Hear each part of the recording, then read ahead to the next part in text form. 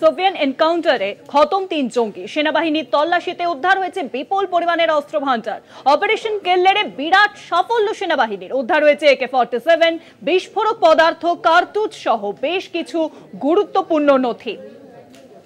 Operation সিঁদুরের পর operation কেল্লের গতকাল দক্ষিণ কাশ্মীরের সোফিয়ানে এনকাউন্টার করা হয় এবং সেখানে লস্কর-ই তৈবার 3 জঙ্গিকে নিহত করা হয়। সেনাবাহিনীর তল্লাশিতে উদ্ধার হয়েছে বিপুল পরিমাণের অস্ত্র ভান্ডার।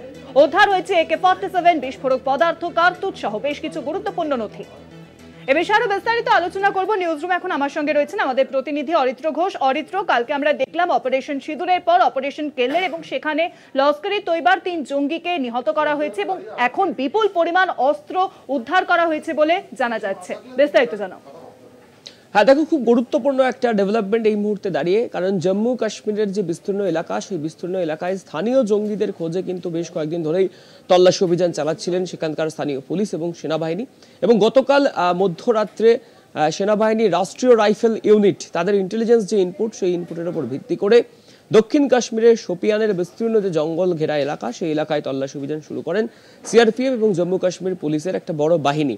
এবং সেই তল্লাশি অভিযানেই সেখান থেকে কার্যত শুরু হয় গুলিযুদ্ধ জঙ্গিদের সাথে, এবং সেই গুলিযুদ্ধে নিকেশ করা হয় 3 জঙ্গিকে, যাদের মধ্যে 2 জঙ্গির পরিচয় সামনে আসছে, যার মধ্যে একজন শহীদ কুট্টে, যিনি এই কাশ্মীরেরই বাসিন্দা।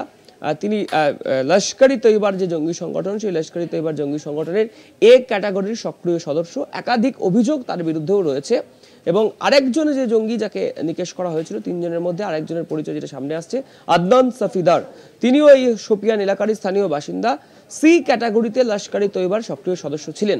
এই দুজনের মধ্যে গুরুত্বপূর্ণ যেটা তথ্য, যে এই শহীদ কুট্টে যাকে নিকেশ করা হয়েছে গতকাল, তিনি লস্কর-ই তৈবার সদস্য হওয়ার পাশাপাশি TRF, দ্য রেজিস্ট্যান্ট ফ্রন্ট, অর্থাৎ যারা পাহেলগাম হামলার দায় স্বীকার করে নিয়েছে, সেই TRF এর অপারেশনাল কমান্ডার পদে নিযুক্ত ছিলেন, অর্থাৎ কাশ্মীরের লোকাল হ্যান্ডলার হিসেবে কাজ করতেন এই শহীদ কুট্টে।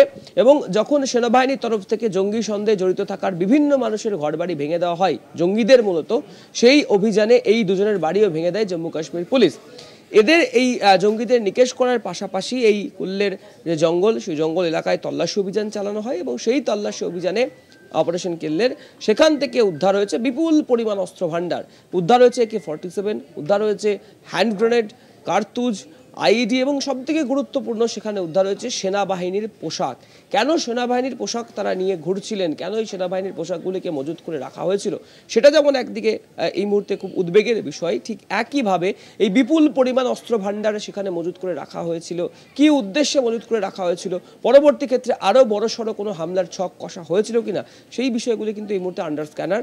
অর্থাৎ যারা ইনভেস্টিগেশন এজেন্সি রয়েছে, আমরা এর আগেও দেখেছিলাম যে কাশ্মীরের SIA অর্থাৎ স্টেট ইনভেস্টিগেশন এজেন্সি, তারা বিপুল চারিদিকে তল্লাশি অভিযান চালিয়েছিল দিন কয়েক ধরে, এবং তাদের ইনপুটের ভিত্তিতেও কিন্তু এই অভিযান, এমনটা কিন্তু জানা যাচ্ছে। তবে এই বিপুল পরিমাণ অস্ত্র ভান্ডারের উৎস কোথায়, কী উদ্দেশ্যে সেগুলিকে মজুত করে রাখা হয়েছিল, সেনাবাহিনীর পোশাক কেন সেখানে ছিল, সেই বিষয়গুলি কিন্তু এই মুহূর্তে খতিয়ে দেখছেন জম্মু কাশ্মীর পুলিশ এবং CRPF এর কর্তারা।